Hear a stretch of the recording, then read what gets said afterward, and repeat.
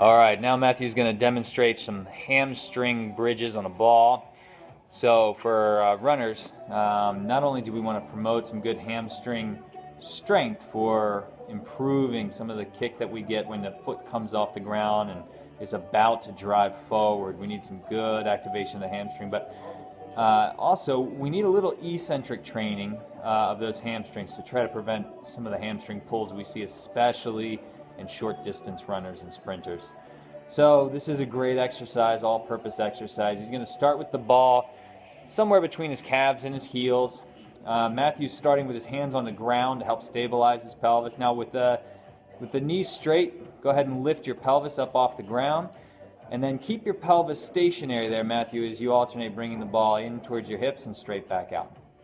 So as he brings the ball in, he's careful to keep his hips in the same place they are as when his legs are out straight.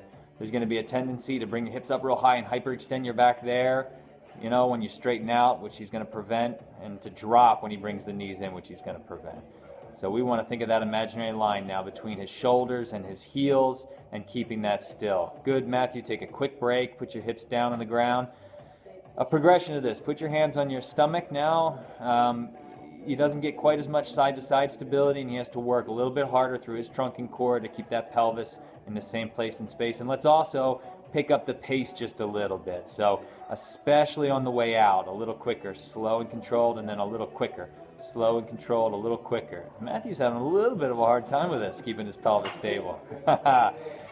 So that's a good progression. We would typically do multiple sets of relatively low reps. This is a demanding exercise. People don't get 15 to 20 of these. They get tired much quicker, but we do want to work the endurance of these muscles too. So where we find ourselves is we find ourselves doing 7 or 8, sets of 5 to 7 reps with this exercise.